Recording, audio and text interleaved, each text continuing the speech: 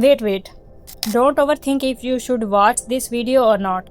Action comes first, then decision follows it. Watch this video and try these quiet brain hacks for overthinkers and see if they work or not. And if any of you try to act on them, you are going to see the result. Deal? Okay, now I have your attention. Let me make a promise. Every hack comes from my own experience. I have tried each one of them and they work for me no matter how insane the phase of overthinking is. As an overthinker, I hit a point where the state of overthinking became more haunting than the thoughts itself. I tried running away and even tried to quit it, but it was not possible. So I started to control it.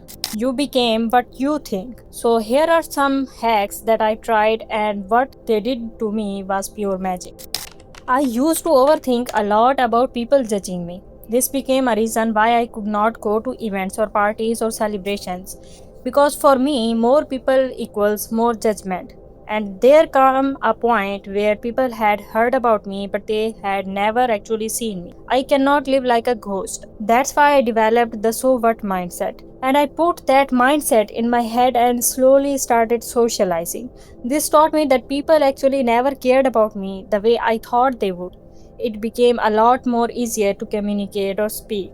I reached a level where I could start talking to an absolute stranger and it no longer feels awkward. Maybe your problem is not people judging you. You are overthinking about your project that you know you have to do and you want to do. Some people see it as procrastination and some told you to set up deadline for the completion of that project. You tried but they don't work.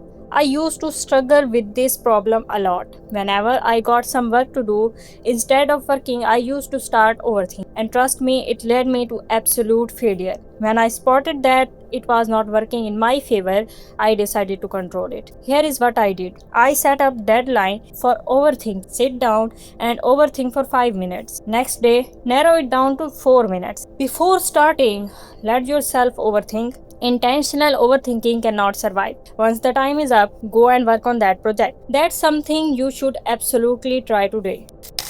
The next hack I am going to tell you is the most fun. Take an interview of your overthink. Like, have you seen an interview about how they ask someone why you choose our company? Ask the same question. Why you decided to overthink on this matter? My friends and my family thinks that I have a lot more potential than the work I actually do. But my problem was that I cannot push myself to the full potential because of overthinking stuff. I used to tell my potential ideas to my friends to work on and they would nail it. So I realized that overthinking is not letting me use my opportunities. And then I discovered this interview thing. I asked myself why. And I discovered something that was unbelievable for me. I used to think of it as a fear of failure, but it was actually fear of being seen trying. And when I found my problem, I decided not to share what I am doing or what I am deciding to do with anyone. Maybe because as an introvert, I am not comfortable with that. I want to move in silence, so it works. So next time you have an idea, don't share it with anyone. Not even your mother or best friend or whoever you told things first. And if you are still overthinking, interview it or set a deadline. Interview will tell you the root cause of overthinking. And when the reason is found, you can come up with a better solution.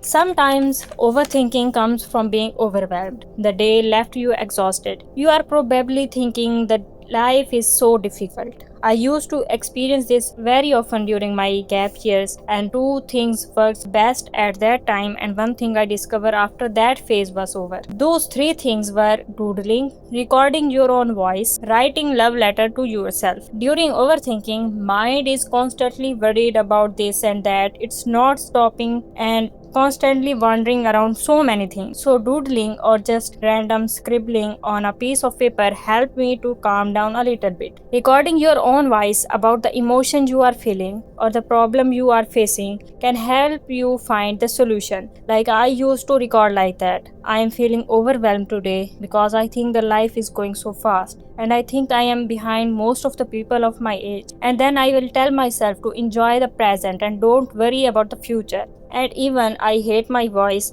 and I dislike the idea of recording my own voice, I would do it. and the pressure immediately goes down. Writing love letters to myself helps in building self-love and trusting myself. Trust is the sole enemy of overthinking. When you trust yourself, there is no room left for overthinking to sneak in.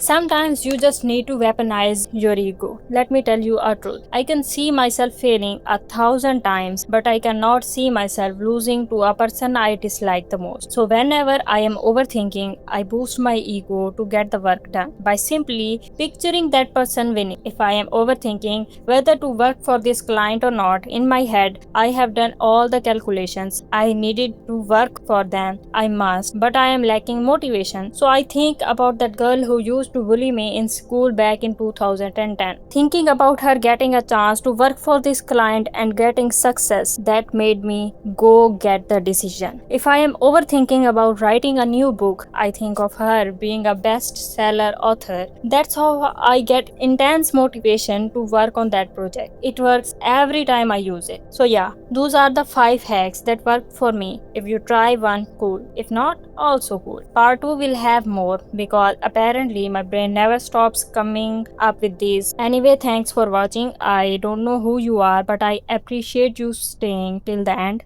See you in the next one.